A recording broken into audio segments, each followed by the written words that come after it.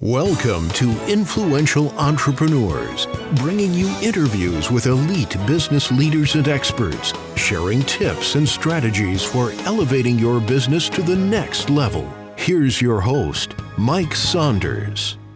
Hello and welcome to this episode of Influential Entrepreneurs. This is Mike Saunders, the Authority Positioning Coach. Today we have back with us Shawn Mercer, who's the founder of Mercer Financial Group, and we'll be talking about longevity risk, how to not outlive your savings. Shawn, welcome back to the program.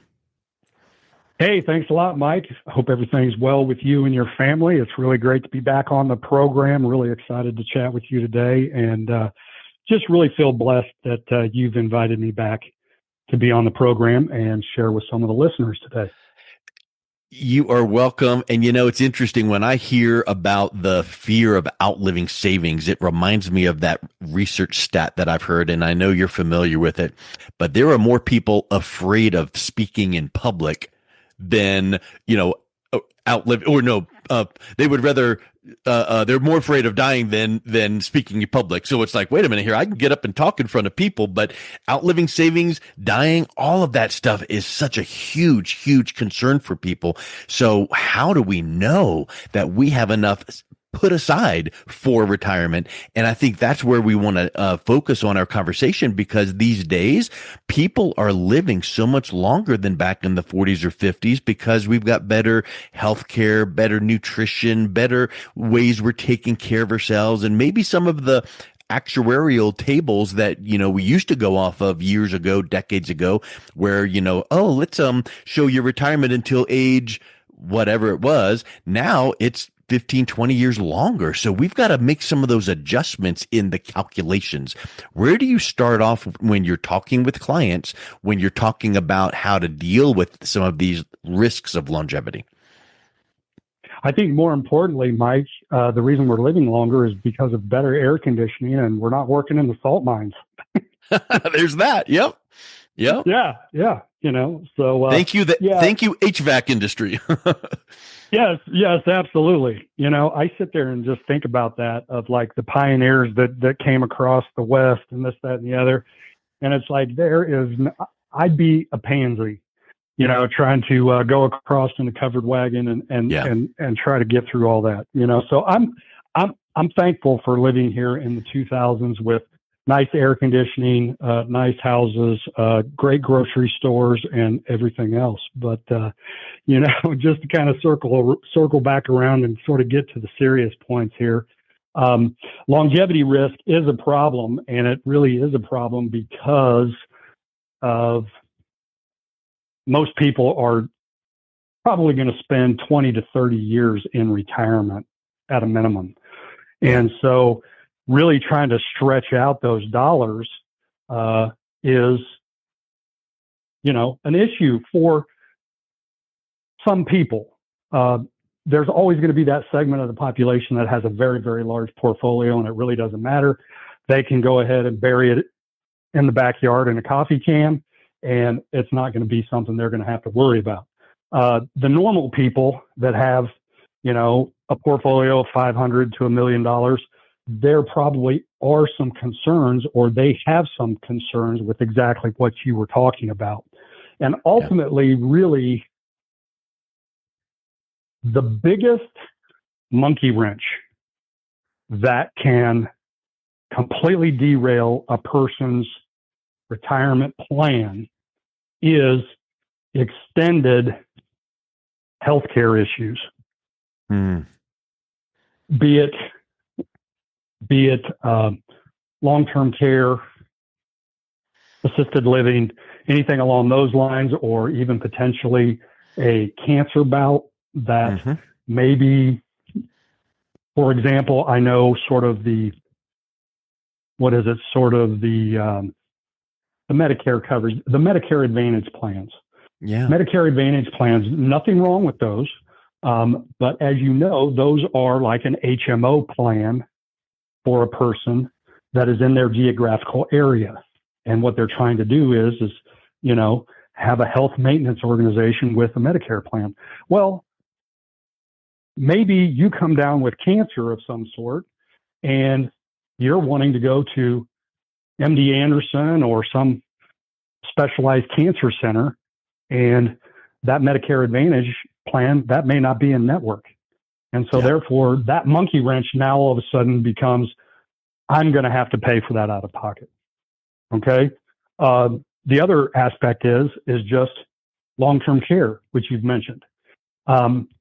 Everybody that is listening has long-term care insurance. It just may not be a very good plan. Okay.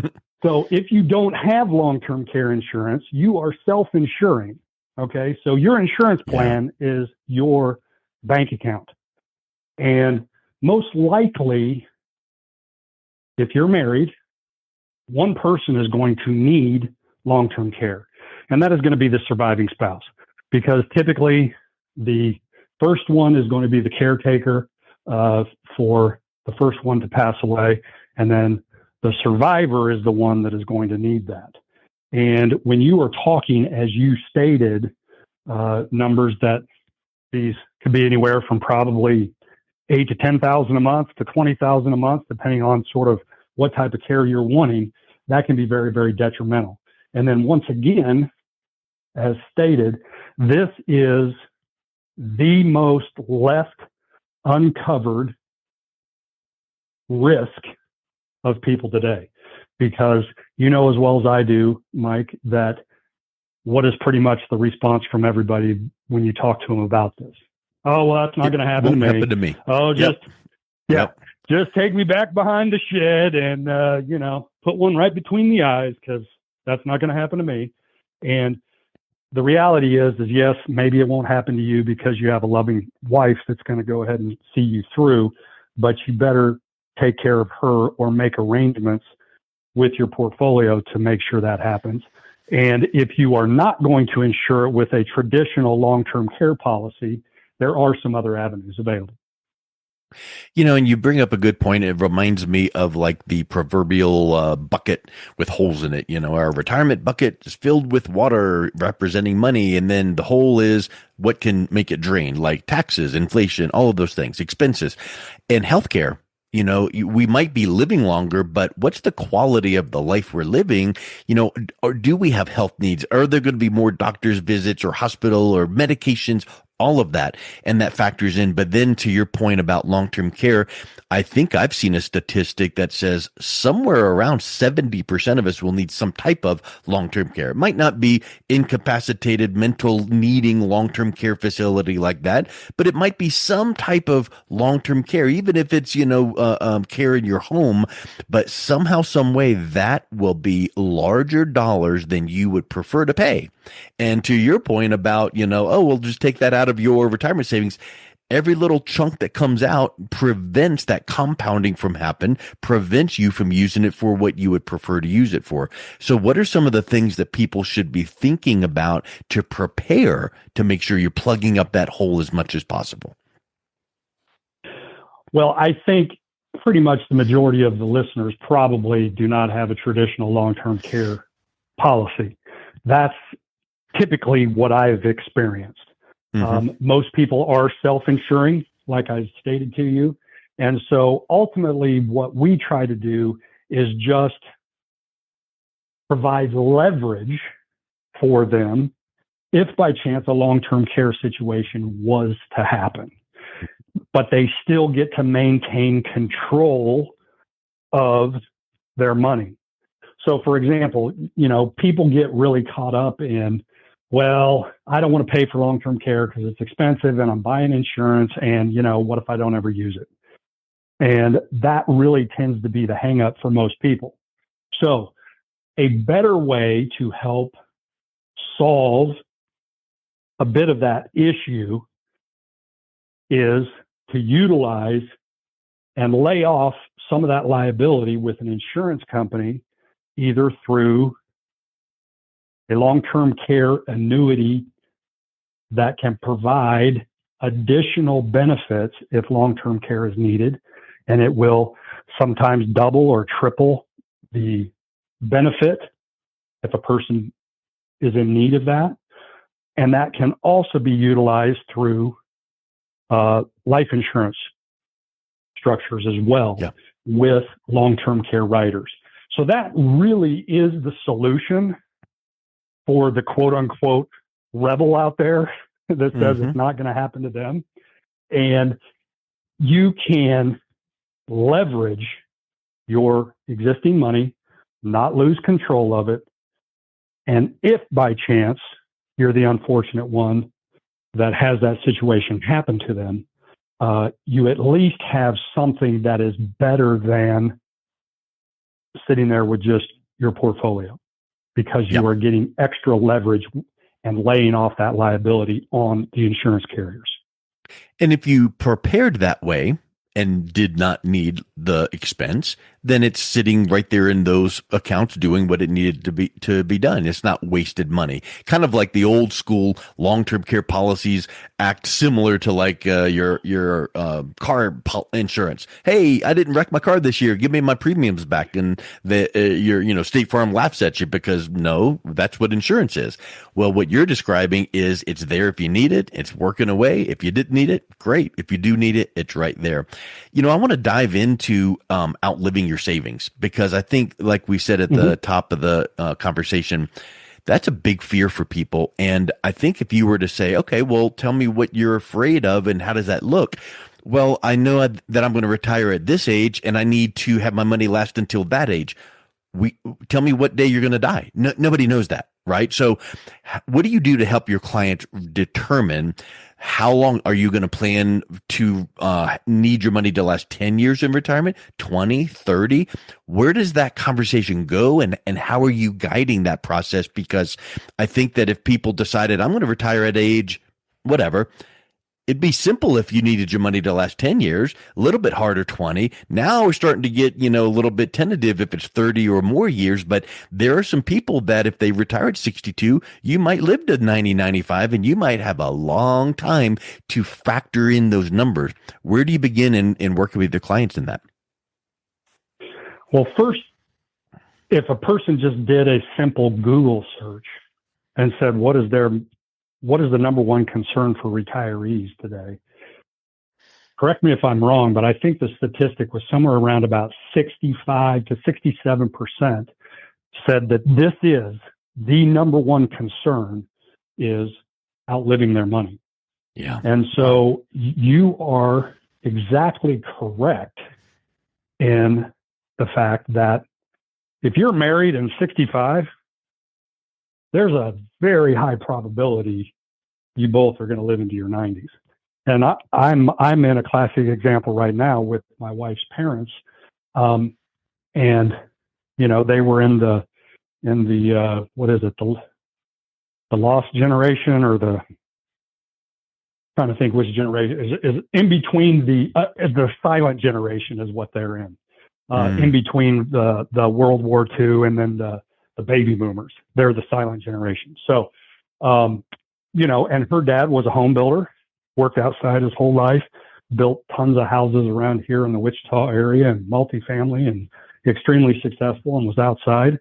And, you wouldn't expect that he'd be in his 90s, with doing manual labor. And as you know, that generation all smoked. So he smoked up until he was like 30. And, he's still plugging right along, living in his house with her mom. So there's a classic example of even that generation, okay, that isn't living as healthy of a lifestyle as our generations, and they're making it into their 90s. All right. So you look at some baby boomers and Generation X that are coming up the pipeline. The majority of us aren't smokers. The majority of us have been a little bit better as far as exercise. We've been a little bit better in eating organic food and so on and so forth. So that timetable that you're talking about, if you're in your 60s and retiring, you better plan a 30 to 40 year retirement and utilize a strategy that can make sure that money lasts. And as we had sort of previously discussed, where people get hurt is in longevity equations that I've seen is they tend to potentially be a little too conservative because they are thinking about it like you just described. Well, yeah, maybe about 10 years or 15. And the truth of the matter is they really need to double or triple that number. So creating, and this is, pretty much what everybody says to put it into a visual concept, but it's really just a bucket of different asset classes that are set and designed to specifically perform over a set period of time over your retirement career. And then each bucket is going to pour into itself and come down to the most conservative bucket, to the most aggressive bucket, and you are going to constantly be mitigating between all of those asset classes over a 30 to 40 year time frame. Mm-hmm. That's what we do for clients. And it brings a lot of peace of mind to know that, once again, my equity side of my money is really a 30-year bucket. So why am I really concerned about it? It makes me think too, once you get that dialed in and you're monitoring it, making sure each year that it's working the way it needs to work, the plan is, what happens if a retiree goes, hey, we wanted to do this with our money. Like we wanted to buy an RV, or we wanted to go take a cruise around the world with the whole family. And it was a substantial chunk, but it was something that they wanted to do. How do you then recalibrate then their plan to go, okay, if we take this chunk out, here's what that's going to mean. Is that something that you then have some maybe computer programs that show if this, then that kind of scenarios? Certainly. And the other thing about it is, the good news about it is that you can harvest income. So say it's a bigger purchase. You can harvest income out of all of those buckets, and some of them are going to be securities. So you can harvest income out of, say, a winning position and a losing position, and then create a non-taxable distribution. Which really makes a lot of sense to people. And they don't really think about it until you start showing it to them, that it's just like, hey, wouldn't it be nice to be able to take $100,000 out of your portfolio and not pay any taxes, particularly out of the non-qualified part? Okay. Now, if it's IRA, then it's not going to matter, because all IRA money is going to be taxable. But if a portion of this is in non-qualified money, you can basically liquidate a person's position, create the income that they need, and create a zero tax environment for them on that larger distribution. So, Shawn, let's wrap up the conversation here, because I think that we've established that people are living longer. We need to have a plan. We don't want to outlive our savings. What are some immediate steps that retirees should take right now to make sure that they're not going to outlive their savings? I would think sort of some immediate steps would be, most people do not take the time to effectively sit down and go, what is my budget? What effectively is my budget? What are my hard cost figures? What do I need to cover? That would really be the foundation. And then your Social Security can cover part of that. And then you can create a guaranteed pension plan for yourself to cover the shortfall of that. And then that becomes your foundation.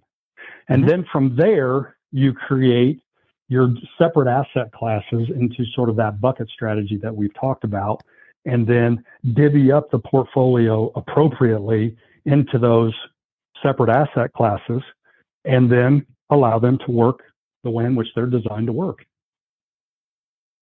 I'm confident that you would, yeah, it sounds complicated to the novice, but for someone that knows where to kind of pull the levers, it's just a matter of putting the right pieces together. And I'm confident that you would agree with this. There is not one perfect plan for every single person, like a cookie cutter template.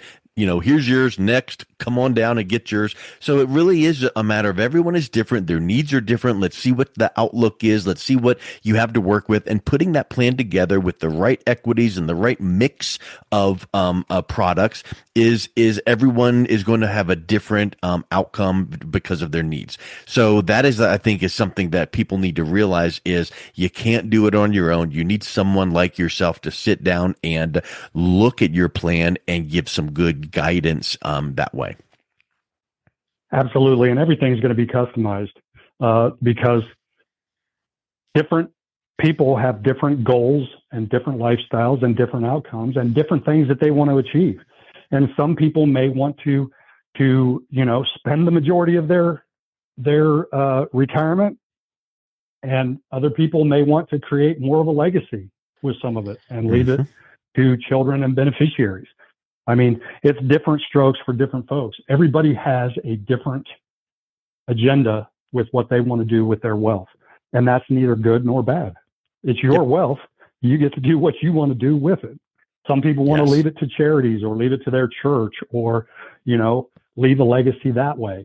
Other people want to leave it to their family. Other people want to make sure the remaining check bounces, basically. Yep. I want to die with $0 in the bank. Yeah, exactly. That is if someone is wanting to kind of check the box in their mind and make sure they're going to have the right plan put into place and not outlive their savings, what's the best way that they can reach out and connect with you and see if they can get some clarity in that direction? And that is the thing. We try to keep it simple around here. We also want to make sure that people can explain back to us exactly what we're doing for them, because there's nothing worse than not being able to explain what is being done for you, particularly when it comes to your retirement dollars. And the best way for people to get a hold of us is they can go straight to our website, which is Mercer, MERCERFG.com. So that is financial group. So mercerfg.com, and they can get a hold of me directly right through that website or any of our staff. Perfect. Well, thank you so much for coming back on, Shawn. It's been a real pleasure chatting with you. Hey, Mike, it's been great. I really appreciate the opportunity that you provided me to share with your listeners, and keep up the great work that you're doing. And hopefully you have at least another 10 years of your podcast, and much success to you. Greatly appreciate it. Thank you so much. You've been listening to Influential Entrepreneurs with Mike Saunders. To learn more about the resources mentioned on today's show or listen to past episodes, visit www.influentialentrepreneursradio.com.